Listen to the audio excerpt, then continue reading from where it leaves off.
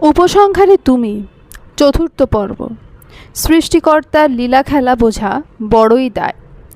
পোড়া কপালির কথাগুলো কিভাবে যেন মিলে যায় আজ।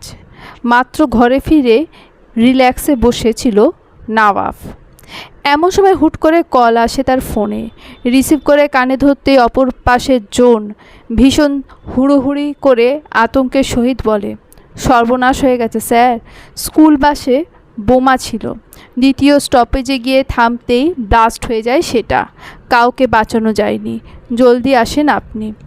কথাটুকু শুনে মূর্তি বনে যায় নওয়াফ। কিয়ৎকাল অমনি রোবটের মতো বসে থাকে। কল অবধি কাটে না, তার মস্তিষ্ক তখন প্রসেস করতে পারে না সদ্য শোনা নিউজটা। পরপরই যখন আরেকবার ফোন কেঁপে ওঠে আপকামিং কলের জন্য, তখন টনক নাড়ে নওয়াফের। কলের পুতুলের মতো ফোনটা রিসিভ করে কানে ধরে সে। অপর পাশ থেকে ঠিক একই নিউজ আসে, কিন্তু কেন যেন সেটা একটুও বিশ্বাস হয় না নওয়াফের। কিভাবে হতে পারে এমন? মাত্রই তো দিয়ে আসলো বাচ্চাটাকে, এখনও তো বাহুবন্ধনে লেপ্টে আছে নাফিমের ছোঁয়া। এইটুকু সময়ের মধ্যে কিভাবে এত বড় বিপদ ঘটতে পারে? নিশ্চয়ই নাফিম দুষ্টুটা হোস্টেলে যাওয়ার ভয়ে এইসব বলাচ্ছে। এইসব ভেবে নিজেকে সান্ত্বনা দিতে চাইল নওয়াফ, অথচ তার বুক কাঁপছে সন্তান হারানোর আশঙ্কায়। অনবরত ফোন বেজে চলেছে তার, কিন্তু রিসিভ করতে মন চাইছে না। কী সব বাজে নিউজ দিয়ে শঙ্কিত করে তুলছে সবাই। না, আর পারা গেল না। নওয়াফ বাধ্য হয়ে সিদ্ধান্ত নিল, দেবে না নাফিমকে হোস্টেলে, আপাতত বাসায় নিয়ে আসবে। ছেলের একটু বড় হলে তখন দেখা যাবে। যেই ভাবা সেই কাজ। পাথর কঠিন নওয়াফ এই প্রথম সিদ্ধান্ত পাল্টেছে, তাও আবার ইমোশনাল হয়ে। অবিশ্বাস্য ব্যাপার, এটা নিয়ে বিন্দুমাত্র মাথা ব্যথা নেই নওয়াফের। উল্টো নাফিমকে কিভাবে চমক দেবে সেটা নিয়ে চিন্তা করতে লাগলো। কিছু একটা মনে পড়তেই দিশাহারা গলায় ডাকলো নওয়াফ, চিত্রলেখা, এই নাফির মাম্মা, জলদি বের হও তো, তোমার ছেলে ডাকছে তোমায়, ওকে পিক আপ করতে যাব আমরা। বাসায় পৌঁছে ঘরে ঢুকে কান্নায় ভেঙে পড়েছিল চিত্রা। আচমকা নওয়াফের বলা কথাগুলো ওর কানে পৌঁছাতেই লাফ মেরে উঠে বসে ও। সত্যি শুনছে নাকি সেটাও একবার চেক করে। না, ভুল হয়নি, ঠিকই শুনেছে। ব্যাপারটা উপলব্ধি হতেই খুশিতে ডগমগিয়ে ওঠে চিত্রার মন। কোনো প্রশ্নোত্তর পর্বে যায় না, চোখ মুখ মুছে ড্রয়িং রুমে এসে দাঁড়ায় কেবল। সর্বদা শান্ত থাকা নওয়াফ আজ চরম অধৈর্যবান, উদ্ভট বিহেভ করছে ও। নওয়াফের হুলুস্থুলুস কর্মকাণ্ড দেখে হতবাক চোখে তাকায় চিত্রা। কিছু বলার পূর্বেই তার হাত টেনে ধরে জোর কদমে হাঁটতে থাকে নওয়াফ। চিত্রা হকচকিয়ে যায়, অস্ফুট স্বরে বলে, কি করছেন? হাঁটছি তো, আপনি আগে চলুন, আমি আসছি। নওয়াফ অধৈর্য গলায় জবাব দেয়, এত সময় নেই হাতে, নাফি অপেক্ষা করছে। কে জানে কি অবস্থা আমার বাচ্চাটার। চিত্রা বুঝলো নাফিম হয়তো কান্নাকাটি করছে। তার মনটা ভার হয়ে গেল আকস্মিক। সাময়িক দূরত্ব মানতে পারছে না, কদিন পর তো পুরোপুরি দূরে চলে যাবে। তখন জবাব জানা নেই। এইসব নিয়ে ভাবতেও চায় না চিত্রা। বর্তমান মুহূর্তটুকু উপভোগ করতে চায় ও। ভবিষ্যতে কি হবে দেখা যাবে। এইসব ভাবনার মাঝে গাড়িতে উঠে বসলো তারা। আজ নওয়াফ ড্রাইভিং সিটে বসেনি, উল্টো ড্রাইভার নিয়েছে, আর ক্রমেই তাকে তাড়া দিচ্ছে ফার্স্ট চালানোর জন্য। চিত্রা বুঝলো না কিছু। নওয়াফের এই ছটফটে ভাবটা হজম করতে কষ্ট হলো তার। মনে প্রশ্ন জাগলো, হুট করে কি হলো লোকটার? সাময়িক দূরত্বের বিরহে এই দশা নাকি? কে জানে। তবে চিত্রার কিছু ভালো লাগছে না। নাফিমটাকে বুকে না নেওয়া অবধি শান্তি নেই। নিষ্ঠুর নিয়তি বারবারই চিত্রার বেলায় কঠোর। তাই তো আর কখনোই ওর বুকে শান্তির বর্ষণ নামাতে ছুটে আসবে না নাফিম। মন ভোলানোর স্বরে ডাকবে না মাম্মাম বলে। মোটামুটি 20 মিনিটের মাথায় চিত্রারা এসে পৌঁছালো দ্বিতীয় স্টপেজের নিকটে, কিন্তু সামনে বিশাল জটলা থাকায় এগোতে পারল না গাড়ি নিয়ে। বাধ্য হয়ে নেমে দাঁড়ালো ওরা। এত লোক সমাগম দেখে চিত্রা প্রশ্নাত্মক চোখে চাইল এদিক ওদিক। চারপাশে পুলিশ, রিপোর্টার, ফায়ার সার্ভিসের টিম আর আম জনতার ঢল। মেন রোড ডুবে আছে জলের সমুদ্রে। চিত্রা বুঝল আগুন লেগেছে সামনে, অথচ সে ঘুণাক্ষরেও টের পেল না ওই আগুনে লেলিহান শিখা জ্বলে পুড়ে ভস্ম করে দিয়েছে তার সুখ পাখিকে। যে সান্ত্বনা দিয়ে নিজেকে শান্ত রেখেছিল নওয়াব, চারপাশের দৃশ্য দেখে তা নিমেষেই ভেঙে গুড়িয়ে যায়। জোরালো একটা ধাক্কা খায় সে, বুঝে যায় কলদাতারা একটা কথাও মিথ্যা ছিল না। বুকের কম্পন জোরালো হয় সন্তান হারানোর ভয়। নওয়াবকে ঠায় দাঁড়িয়ে থাকতে দেখে চিত্রা বলে, সামনে বিশাল জ্যাম, এত দ্রুত ছাড়বে বলে তো মনে হচ্ছে না। স্কুল যাবেন কিভাবে? নওয়াব অস্ফুট স্বরে জবাব দেয়, এখানেই আছে ওরা। চিত্রার চোখ মুখ উজ্জ্বল হয়ে ওঠে। ভাবল হয়তো তাদের স্কুলের বাসও জ্যামে আটকে পড়েছে। তাই কোনো দিকে না ভেবে সে দৌড়ে গেল সামনে। সন্তানের খোঁজে নওয়াবও ছুটল চিত্রার পিছু। শঙ্কায় কাঁপতে থাকা বুকটা খুব করে চাইছে ওই নরম শরীরটাকে আগলে নিয়ে আদরে ভরিয়ে দিতে। মনে মনে শপথ নিল আর কখনোই নাফিমের কোনো আবদার ফেলবে না ও। মানুষ হিসেবে প্রচণ্ড বাস্তববাদী নওয়াব, কিন্তু আজ তার অবচেতন মন দোয়া করছে একটা মিরাকলের জন্য। এত কিছু দেখার পরও মন বলছে সব ভ্রম আর মিথ্যা স্বপ্ন। চোখ খুলে দেখ, তোর কলিজা তোর বুকে ঘাপটি মেরে শুয়ে আছে, অথচ চারপাশে চোখ বোলালে কেবল মানুষের হাহাকার আর রেস্কিউ টিমে দৌড়াদৌড়ি চোখে পড়ছে নওয়াবের। বুকের যন্ত্রণা কমাতে বুক ভরে শ্বাস টানল ও, কিন্তু তাতে কি আর দহন কমে? কয়েক কদম বাড়াতেই থমকে দাঁড়ালো ওরা। নিমেষেই ধূলিসাৎ হয়ে গেল সমস্ত কল্পনা জল্পনা। সামান্য দূরেই দেখা গেল ক্রমশ জ্বলতে থাকা বিধ্বস্ত স্কুল বাস, যার ভেতরে বসে আছে জান্নাতের ফুলেরা। এতক্ষণে হয়তো পৌঁছে গেছে নিজ গন্তব্যে। চোখের সামনে নিজের পৃথিবীটা শেষ হতে দেখেও ঠায় দাঁড়িয়ে রইল নওয়াব। কোনো নড়চড় নেই তার, না আছে চোখে মুখে পানির ছাপ। পাহাড়ের ন্যায় অটল ভঙ্গিতে দাঁড়িয়ে আছে সে, দৃষ্টি নিবদ্ধ ওই ধ্বংসস্তূপের দিকে। চোখের সামনে এমন বীভৎস দৃশ্য দেখে দিক বিদিক শূন্য হয়ে সেই দিকে ছুটে যেতে নেয় চিত্রা, কিন্তু পারে না। নওয়াব আটকে দেয় তাকে, শক্ত করে ধরে রাখে তার হাতের কবজি। চিত্রা পাগলের মতো আঘাত করে ছাড়তে চায় নিজেকে, ছুটতে চায় নাফিমকে বাঁচানোর জন্য। মৃত মানুষকে থোড়াই না ফেরানো যায়। কাঁদতে কাঁদতে নওয়াবের পায়ের কাছে বসে পড়ে চিত্রা। তার আর্তনাদের স্বরে ভারী হয়ে ওঠে আশপাশ।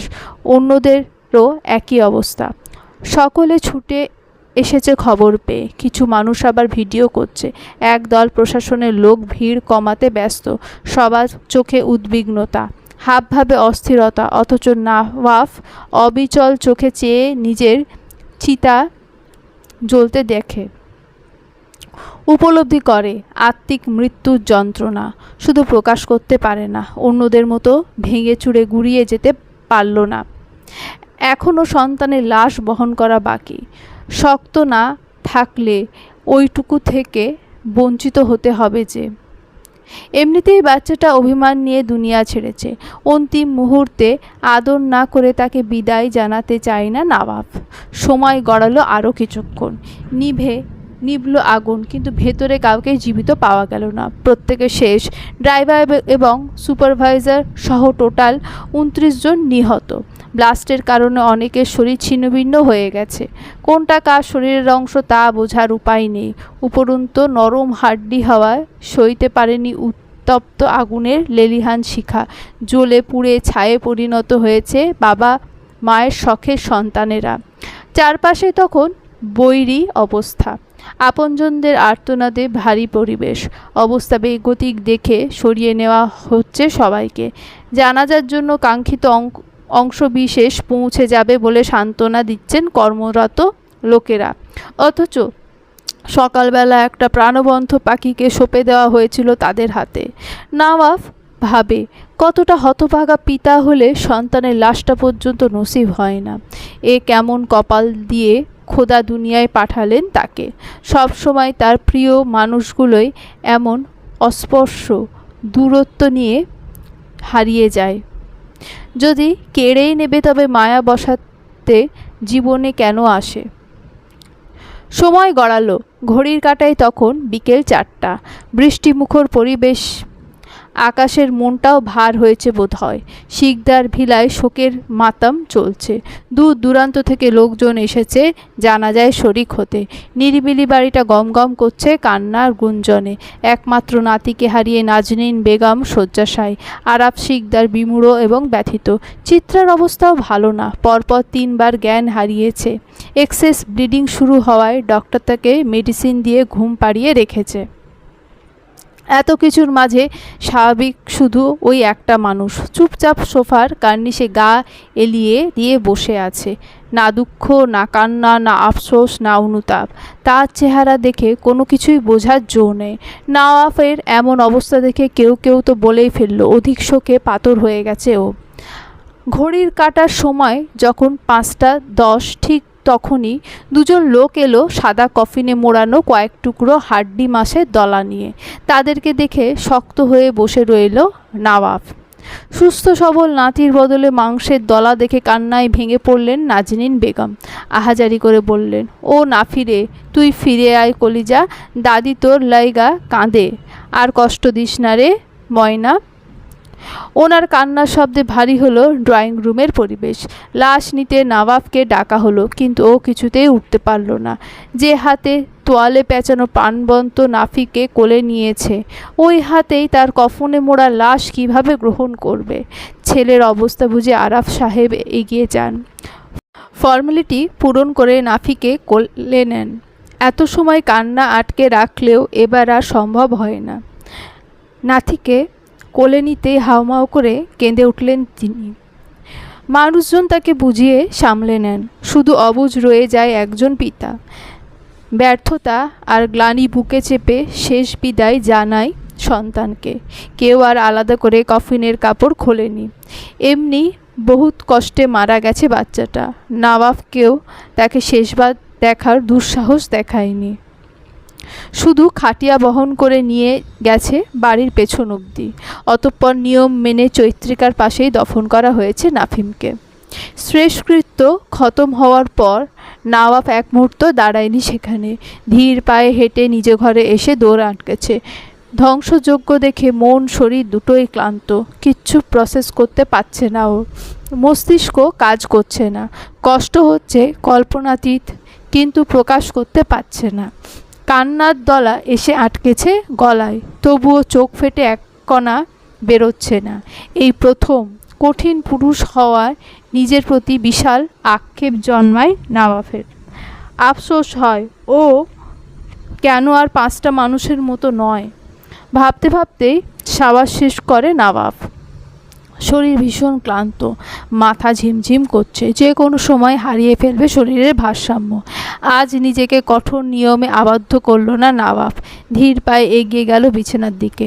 একপাশে জ্ঞান শূন্য হয়ে পড়ে আছে চিত্রা।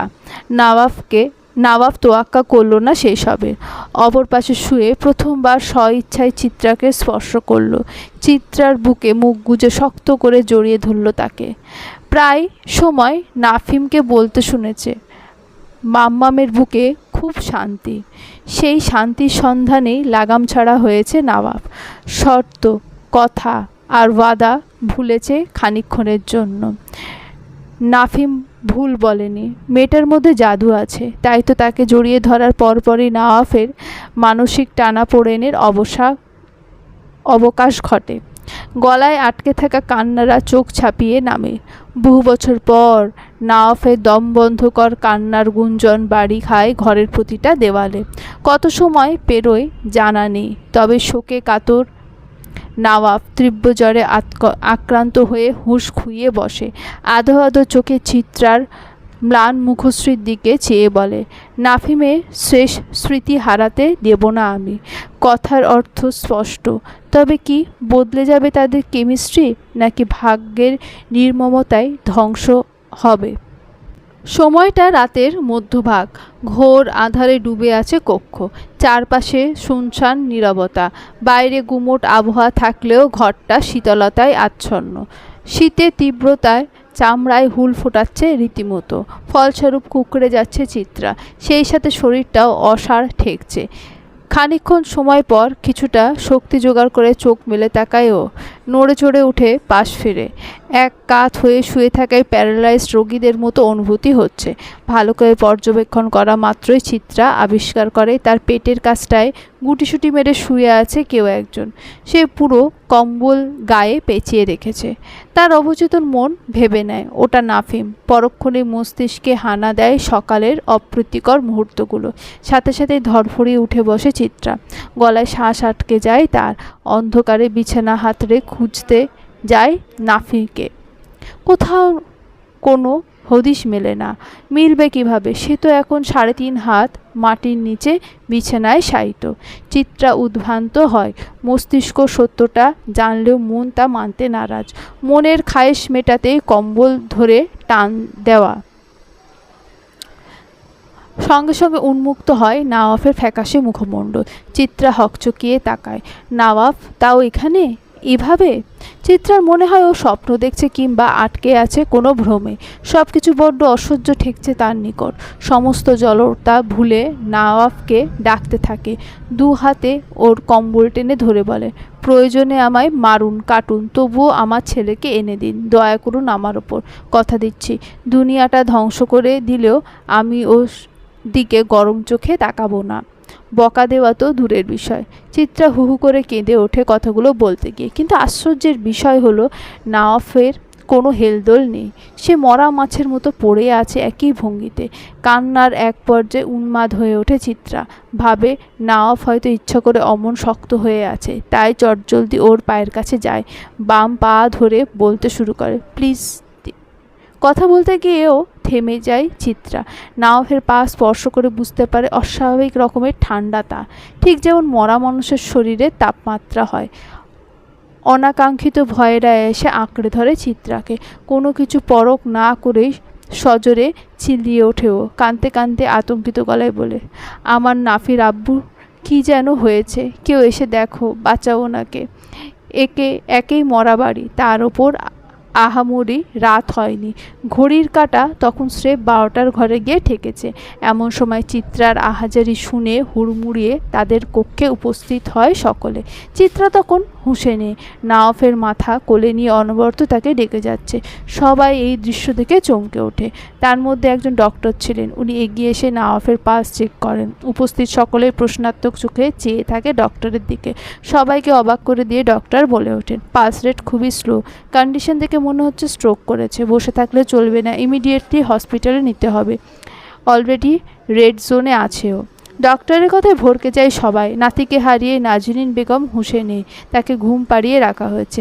আশরাফ সাহেবও যথেষ্ট ক্লান্ত। এর মধ্যে ছেলের এমন অসুখের কথা শুনে চোখ ভিজে আসে ওনার। উপস্থিত সকালে তাকে সান্ত্বনা দিয়ে নওয়াফকে হসপিটালে নেয়। চিত্রাও যায় স্বামীর সাথে। আজ কিভাবে যেন সব ভুলেছে ও। বেহায়া মনটা অস্থির হয়ে উঠছে নওয়াফের জন্য। বুক পুড়ছে ওই নিষ্ঠুর মানুষটার কষ্টে। কি কপাল তার! অমানুষদের বেলায়ও স্বার্থপর হতে পারে না। এতটা কোমল হৃদয় না দিলেও পারত খোদা। ভাবতে ভাবতে দীর্ঘশ্বাস ফেলে চিত্রা। ঘন্টা 2 সময় পেরোয়। ডক্টর বেরিয়ে এসে জানায় অতিরিক্ত মানসিক চাপ নেওয়ায় মাইনর স্ট্রোক করেছেন উনি। লাস্ট মোমেন্টে হসপিটালে এনেছেন বলে এই যাত্রায় বেঁচে গেছে। পরবর্তীতে যেন এমনটা না হয়। মানসিক চাপ নেওয়া ওনার জন্য হারাম, নয়তো মেজর স্ট্রোকও হতে পারে। ডক্টরের কথা শুনে বুক কেঁপে ওঠে চিত্রার। যদি ওর ঘুম না ভাঙতো তবে চিরতরে ঘুমিয়ে পড়তো ওই মানুষটা। কি অদ্ভুত সমীকরণ!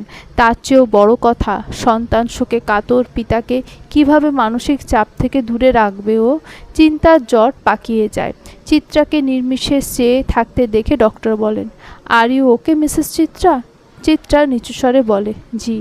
ডক্টর তার ম্লান চেহারা দেখে আশ্বাস দিয়ে বলে, সামান্য যত্ন নিলেই সুস্থ হয়ে উঠবেন তিনি। চিন্তার কিছুই নেই। বলেই ডক্টর বেরিয়ে যায়। চিত্রা ম্লান হেসে নওয়াফের কেবিনের সামনে গিয়ে দাঁড়ায়। কাঁচ ঘেরা অংশে চোখ রাখে।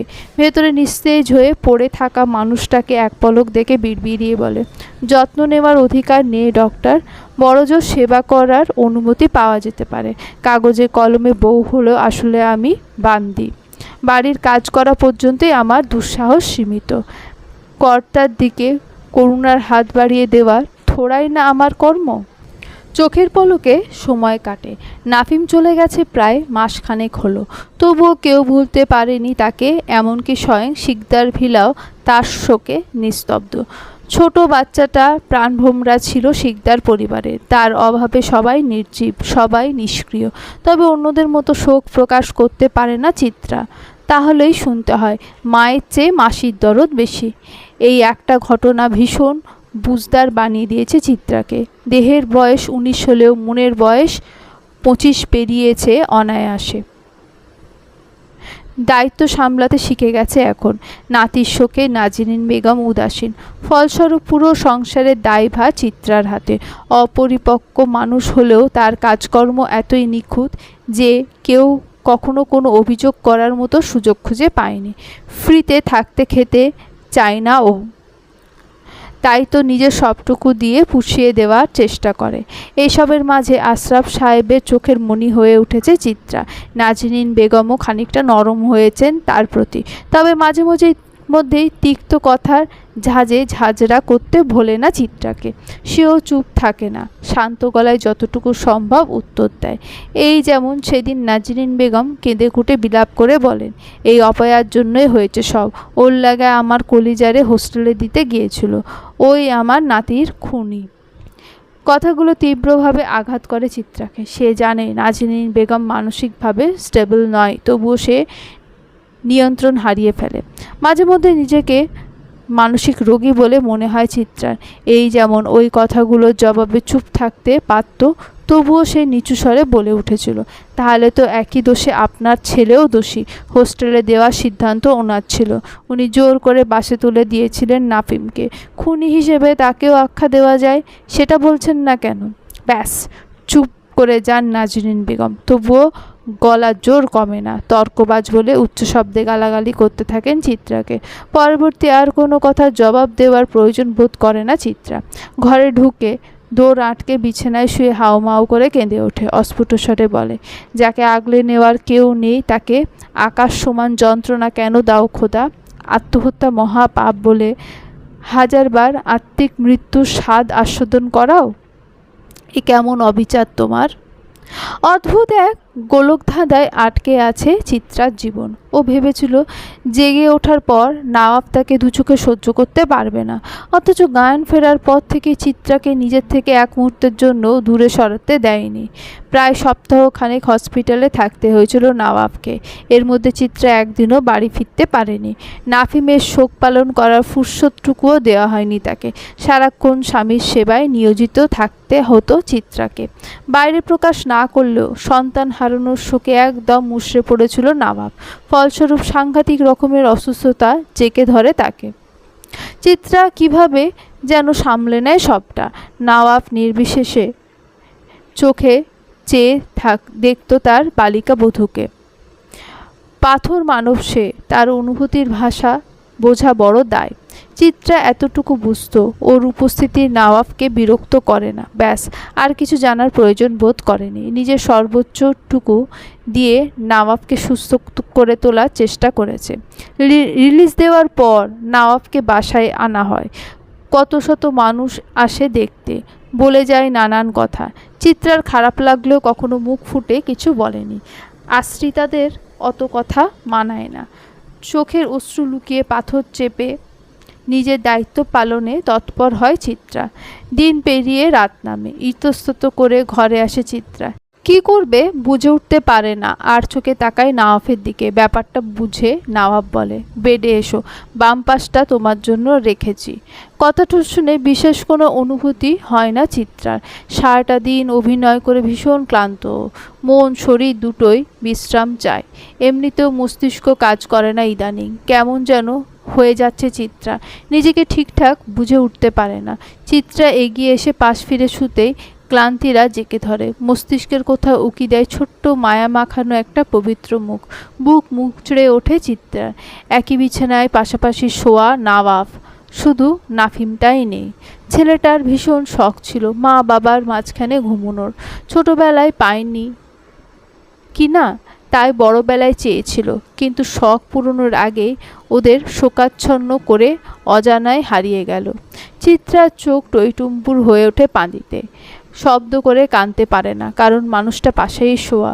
ও ভেঙে পড়লে নওয়াফও কষ্ট পাবে নাফিমের কথা ভেবে।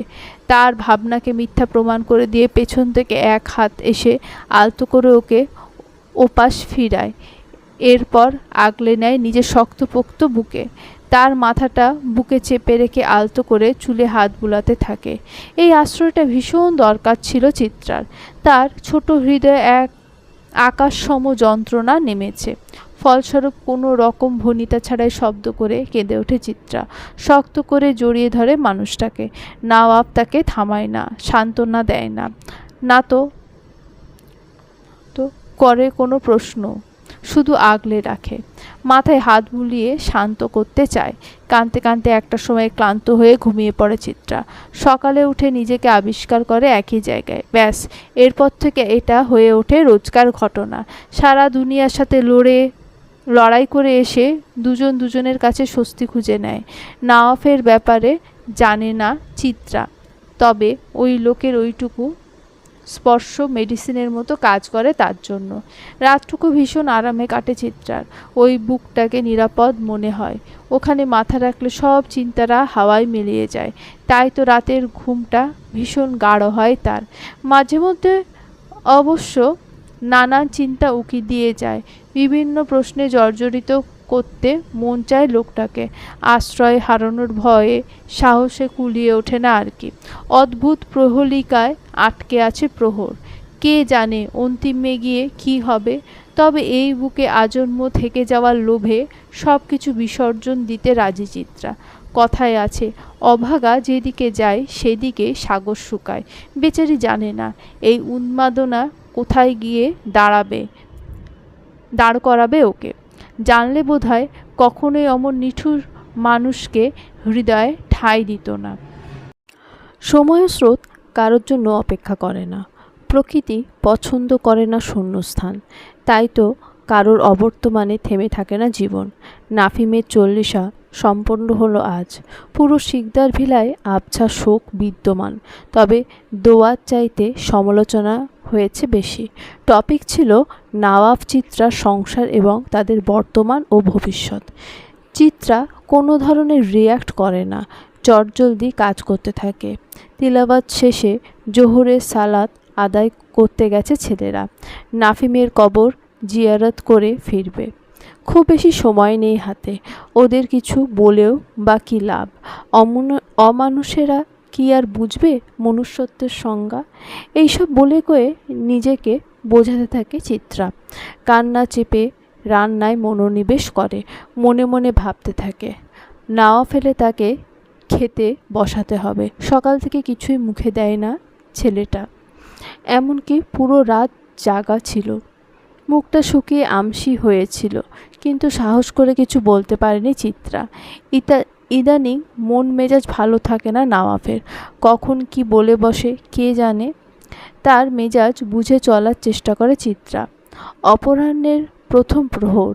বাড়ির মহিলাদের খাওয়া শেষ হতেই ছেলেরা বাসায় ঢোকে।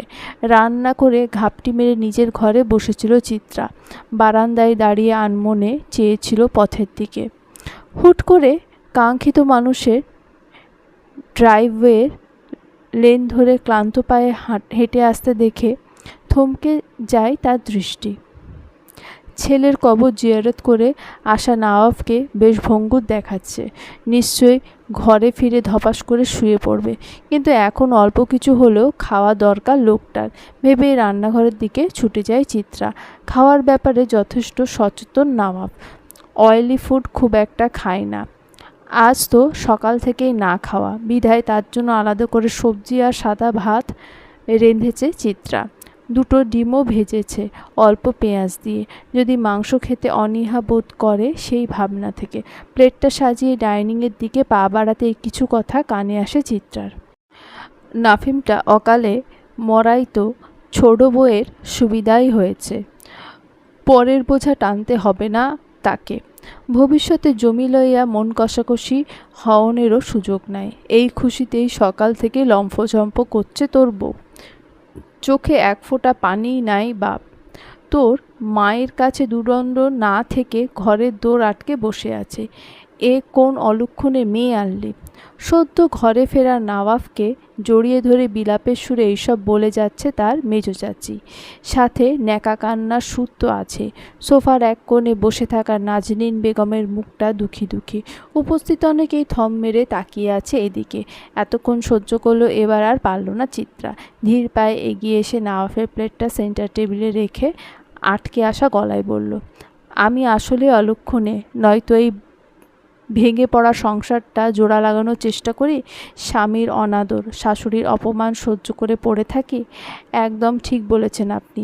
নাফিমকে একটুও ভালোবাসিনি আমি, তাই তো ওকে মমতার স্বাদ দিয়েছিলাম। সত্যি আমি খুনি, নয়তো ওসব দেখে গোটা দিন বেহুশ হয়ে থাকার নাটক করতাম। আপনার ছেলেকে বলুন দেরি না করে আমার জেলে দিতে। সরাসরি ফাঁসি দিলে আরও ভালো হয়। পৃথিবীরও মুক্তি পাওয়া উচিত চিত্রা নামক বোঝা হতে। নওয়াফের চোখে চোখ রেখে প্রত্যেকটা কথা বলে চিত্রা। কত সহ্য করা যায়? সেও তো রক্ত মাংসের গড়া মানুষ। এই চিত্রাকে চিনতে কষ্ট হয় নওয়াফের।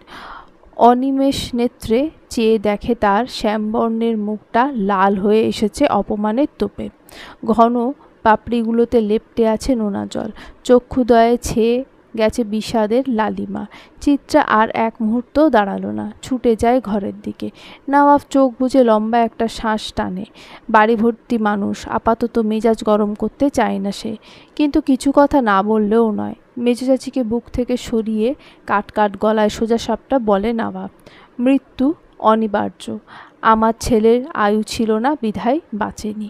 এখানে প্রত্যক্ষ বা পরোক্ষভাবে কেউই দোষী নয়। তোমরা অহেতুক কাদা ছোড়াছুড়ি বন্ধ করো। আমার স্ত্রী মানে আমার সম্মান, সুতরাং তাকে নিয়ে কোনো রূপ আলাপচারিতা আগে সব স্মরণ করে নিও। সেটা ফলাফল কি হতে পারে? বয়সে কিংবা বুদ্ধিতে তোমরা কেউই ছোট নয়। আশা করছি আচরণবিধি তেমনই থাকবে।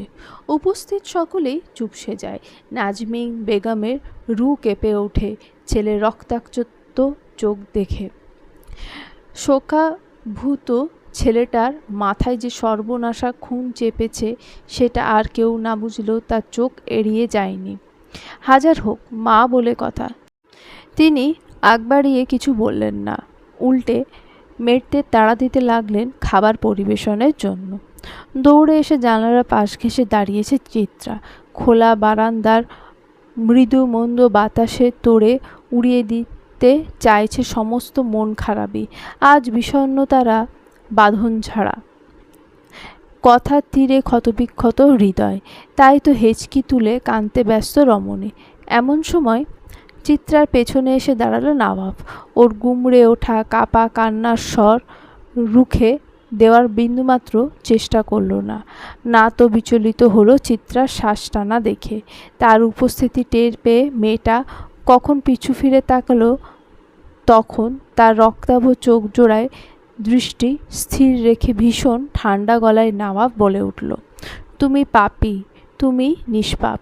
বিচারের মালিক স্বয়ং ওই খোদা। দুনিয়াবি কাউকে এই দায়িত্ব দেয়নি সৃষ্টিকর্তা।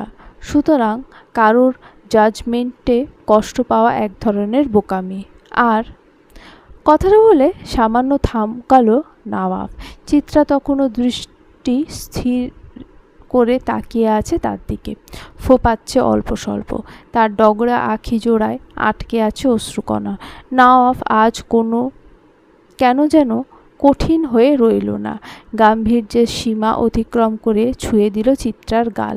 গড়িয়ে পড়া অশ্রু মুছে দিয়ে গা হিম করা কণ্ঠে বলল, যে তোমার জানাজায় উপস্থিত পর্যন্ত হবে না তার কথায় কিছু যায় আসা উচিত না তোমার।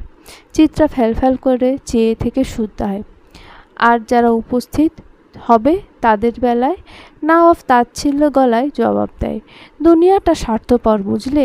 সবাই আপন নয়। বেশিরভাগ মানুষই সম্মানের মান রাখতে শেষ বিদায়ে হাজির হয়। খোঁজ নিয়ে দেখো, যাকে ঘিরে এত আয়োজন, কোনো না কোনোভাবে তার মৃত্যুর আয়োজক ওই উপস্থিত মানুষগুলোই। চিত্রা খুব করে টের পায় নওয়াফের বলা কথাগুলো সত্য, কিন্তু আকস্মিক তার মস্তিষ্কে খেলে যায় ভিন্ন প্রশ্ন। সে বড্ড আগ্রহ নিয়ে সোজা। তাহলে আমার আপন কে? নওয়াফ স্মিত হেসে জবাব দেয়, তোমার মৃত্যুর সংবাদ শোনার পর যার আত্মিক মৃত্যু অবধারিত, সেই কেবল তোমার আপন। কথাটা বাস্তব, তবে স্বার্থের দুনিয়ায় এমন মানুষ থোড়াই না আছে। চিত্রা দুঃখ হলো ভীষণ। কি এক কপাল নিয়ে পাঠিয়েছে খোদা, গোটা একটা জীবন সেফ অনাদরই পেল। বিরস বদনে দাঁড়িয়ে এইসবই ভাবতে লাগলো চিত্রা। একজোড়া ক্লান্ত চোখ অনিমেষ নেত্রে দেখে গেল তাকে, যেখানে শোকের পাশাপাশি সামান্য অজানা অনুভূতিও উকি দিচ্ছে, অথচ কেবল নিয়তিই জানে ভবিতব্য ভয়ঙ্কর। ওই দৃষ্টি জোড়ায় লুকিয়ে আছে চিত্রার ধ্বংস, যা অচিরেই গ্রাস করবে তাকে। চলবে।